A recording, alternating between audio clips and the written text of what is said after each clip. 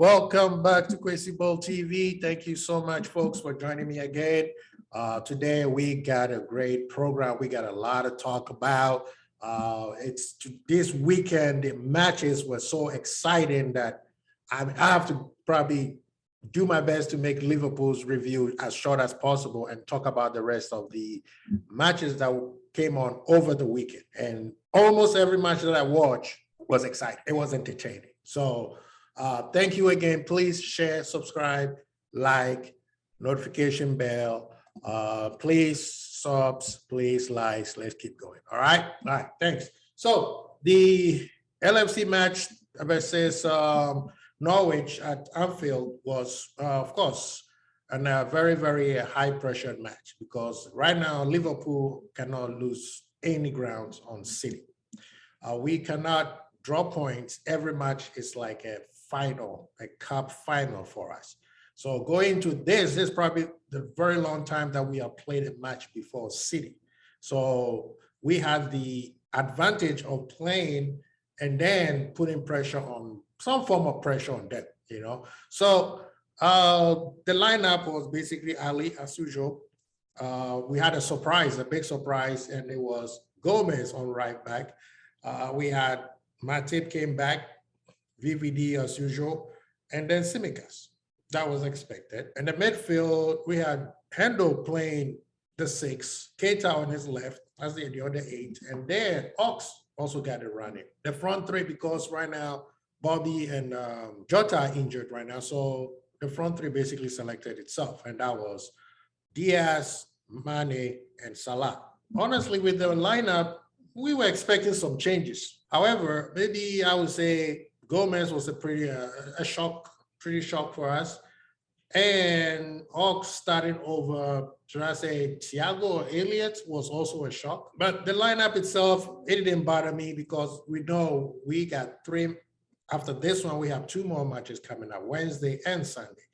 So we're expecting Klopp to have, refresh the team a little bit so that, guys can stay fresh. However, we have to give kudos to Dean Smith and how he's coaching Norwich, because this is not the same Norwich that we played previously twice.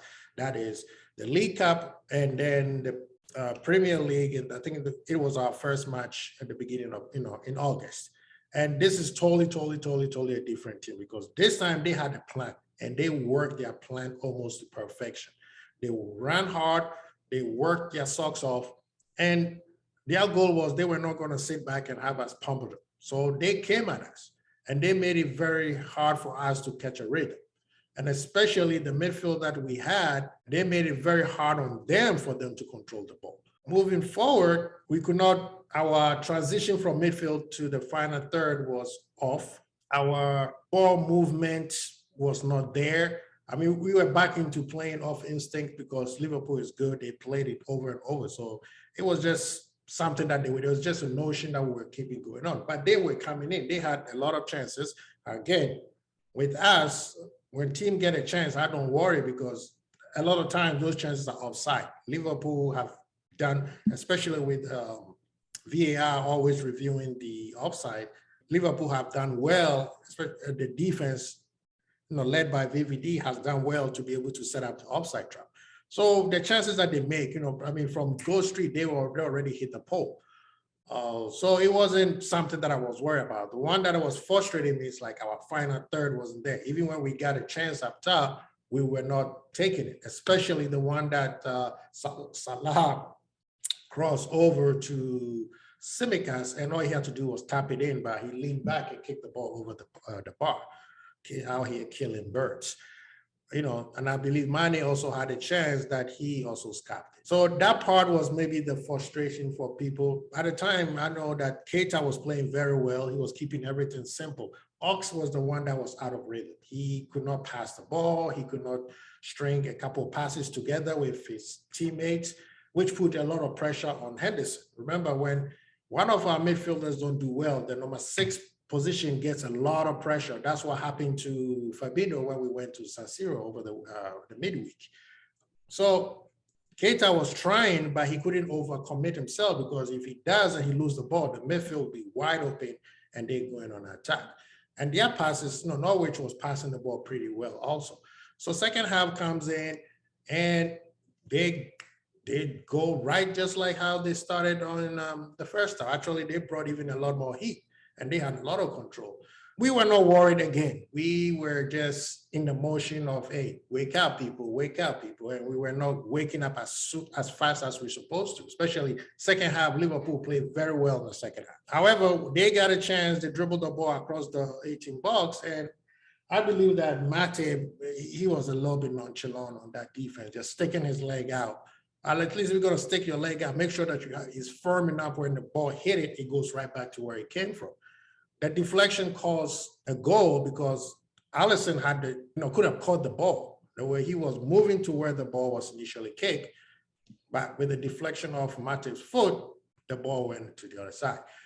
And then that was a goal. But then one thing I like about Liverpool, especially this club Liverpool, club's team, this club Liverpool team is when they go down, they don't panic. Especially this year, these guys on a mission, we've been saying that even though when we're going through our up and downs, that when they went to Austria, something happened to them where they were like, we won our trophy back, So when they go down, they don't give up. Even when we lost to West Ham, we kept trying to score until, we ran out of time. The loss that we had against Leicester is the one that you'd be like, okay, we scuffed all our chances.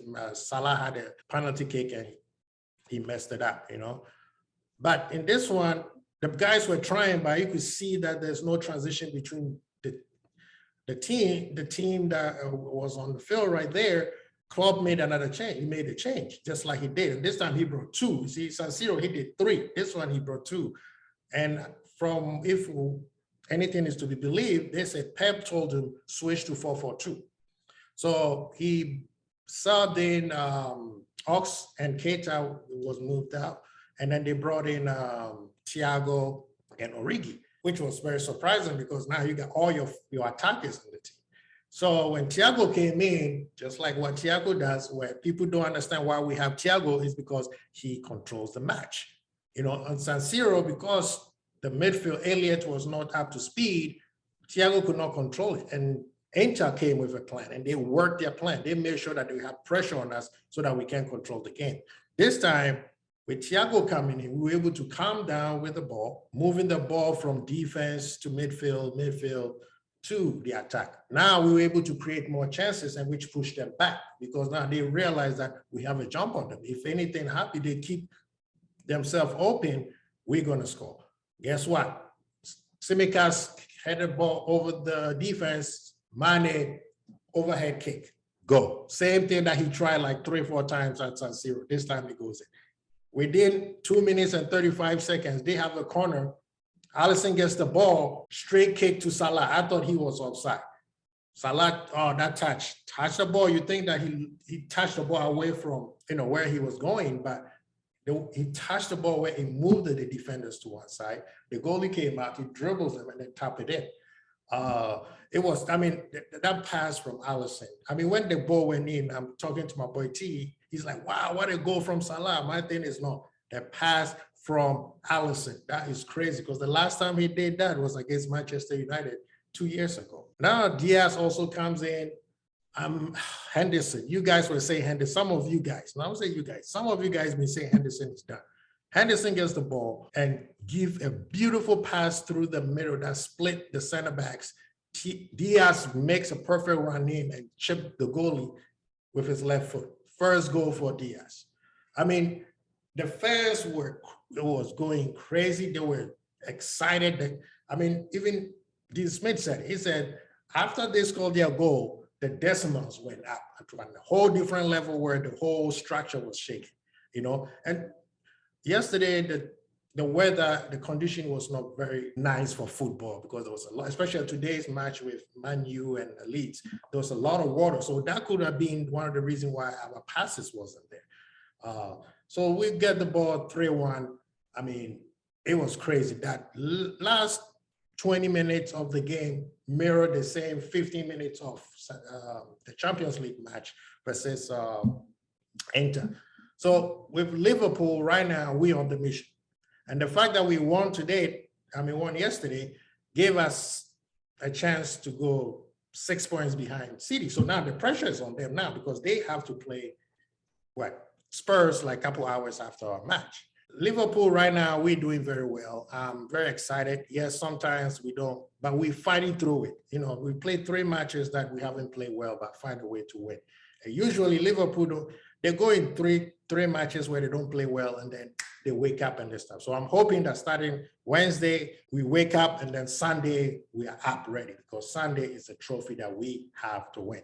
But anyway, that's the review for LFC. Now let's do a quick review on, but before I go there, Liverpool winning this match created so many records that people don't even understand. Mane has scored, 108 matches? And the only player who has ever done that is John Barnes. And John Barnes did it in 433 games, I believe. And Mane has done it in 250 something. It's crazy right now. Like Liverpool also is the second team in the top 5 European league to score 100 goals. I think the number 1 is Bayern. Bayern has 108. Salah, 150 goals. He's the second highest goal scorer. Liverpool, it's crazy. And the thing that frustrated me was I wanted Alisson to have a clean sheet because this year he needs to win the Golden Glove. So the gloves for the goalies for having the most clean sheets. It was crazy. So Klopp have these guys charged up. They're going hard. They're playing for each other. It's beautiful to see how the team, with everything that they went through last year and even in sometime this year, and with the addition of Diaz, you think things will crumble a little bit, but no, LFC is on fire right now. And the fact that City, we'll get to City. So let's get back to the rest of the league. West Ham and Newcastle drew 1-1. It was a pretty exciting match. I think the goals were by Willock and Dawson. Okay, so we move on. Arsenal beat Brentford. I couldn't get a chance to watch the match because Liverpool's match was on, but from what we hear, Arsenal dominated quite a bit. But then they let Brentford score in the last minute, which in the last few seconds, if it wasn't for that offside, they could have equalized. But yeah, Smith Rowe and Saka put the ball in. Watford beat Aston Villa. Burnley's on fire. They beat Brighton 3-0. Who could have knew? Chelsea beat Crystal Palace 1-0 by Ziyech, Alonso with the assist. And they also set a record. Lukaku touched the ball 7 times in 90 minutes. In the 45 minutes, he touched the ball 2 times. Yeah, that's the 100 million player, right? Spend the money. Yeah, show ambitious. Okay, next, Southampton 2-0, Everton. Everton, you gotta be careful. You might be dragged down into this relegation battle. Actually, you're already in there. The way you're playing right now, you might not get yourself out. Can you imagine Everton relegated? Wow. City and Spurs. This match was, wow. This was entertaining. The first goal, everybody was expecting City to win. Spurs has lost 3 matches in a row. That has never happened to Conte in over 12 years. Now he's going to a match where everybody was like, well, they're going to lose. It depends how many goals they're going to lose by. But Spurs have always been the boogie team for City. They beat them at the beginning of the season, and I guess preseason they beat them too. The match, first 10 minutes, go. That pass from Kane to Son, and then Son, when he got to the ball, he could have shot it himself, but unselfishly, he gave the ball to Kulusevski, and he slapped the ball back in. They also had a plan, and that plan was worked to a T. They neutralized City's little intricate passes where they do it always on the wing side, and they made sure that side was tight because that's where City always scored the goal. And the goals that City equalized was a mistake of Lloris. And then their second goal was a penalty kick. Kane scored the second goal. That goal was beautiful. It was a counter attack And every time, and you see this one, I want to see. City's defense is questionable because every time Spurs was counterattacking them, it looked like there was nobody playing defense. It's always one center back left, and then they just pass it back to somebody else, and then they slot it in. Okay, you guys say that Diaz is better than DVD, huh? All right. But the exciting part was this game was 2-1 going towards in the 90th minute, and then City gets a penalty kick. They score. Within like 90 seconds, Kulusevski gets the ball. He runs down the line. I'm like, where are you going? He keep running, and then he just crossed the ball. Again, Kane standing there almost by himself and head the ball into the net. The crazy thing is he could have a hat trick today if it wasn't for the offside that VAR called his second goal. But yeah, the match was crazy. Liverpool fans, I've never supported Spurs. Like every Liverpool fan became a Spurs fan because I was doing the same thing. And it was exciting because now if we beat Leeds on Wednesday, we go 3 points behind them. Remember I told you guys, if City let us sniff a chance to beat them, oh, we're going to be on them like white on rice. You already see Pep, Liverpool leave him in his head rent free. Champions League, they asked me a question, which team in Europe you think can beat your team after they beat Lisbon 5-0? He's like, he could have anybody, Bayern, PSG. He went straight to Liverpool. So that tells you something that he already said we are a pain in his behind. Anyway, Man U was Leeds versus Man U, which was an old rivalry match that finally the fans could see it at Leeds, because last year, because of COVID, so it was an empty stadium. But this match was interesting. I mean, Leeds looked like they were doing well. At the same time, they were not doing well. Man U scored 2 goals that it was basically mistakes, and they just walk. McTominay was like a rock out there. He just walked right in through them, and then they score. Maguire scored his first goal off the header. Fernandes also scoring his goal. And then out of nowhere, Rodrigo gets on the corner side. Everybody think he was just kicking the ball. I mean, he was crossing it. And then for some reason, like I was saying, the condition was so poor, the ball goes into the net. Within 58 seconds, Rafinha across from James on the right side, go. Now it's 2-2. All of a sudden now you could tell that Leeds were getting tired because Man U were just walking with the ball. But the match was exciting. The fans were loud. It was crazy. There was a lot of hard tackles. I'm surprised the ref didn't give more yellow cards. I believe that somebody should have gotten a red card. But this match was entertaining. At first, when Man U went 2 goals up, I was like, a game over. But then Leeds woke up and then bam, bam, bam, 2 goals. But towards the end, Manchester United came back with 2 quick goals because they Rangnick subbed in Fred, and the first touch is score a goal. And of course, Elanga scored the last one in the dying minutes. But this match was very exciting. I was pretty entertained. And of course, Wolves beat Leicester 2-1. Leicester, hey, Brendan Rodgers, I don't know what's going on this year, but your team, you had most rest. You Spurs, Arsenal have done the most rest, and you keep losing. That does not sound good. But anyway, guys, thank you so much. Wednesday, Liverpool is back versus Leeds. There's a matches on Wednesday. We'll be back on Tuesday on LFC Vibes to talk about it. This weekend, we are so excited. LFC is buzzing right now because if we win on Wednesday, we are 3 points behind him, and we're going to Etihad, I think, April 10th, and then it's on. But this thing is not over yet. This is going to the wire, to the last match where we playing Wolves and they playing Aston Villa. This is when the match is going to decide, because even by the time we get to April, somebody's going to be dropping points. This thing is not over, guys. The top 4 fight is going on. The relegation fight, EPL right now is one of the most exciting times ever, where from top to bottom, there's a fight somewhere except the guys in the middle. All right. So anyway, thank you so much for joining. Please share, subscribe, like. I don't want to bore you guys too much. We got so much coming up again in the midweek. Share, please, like, subscribe. All right. Quincy Bold, Archie, Burrs.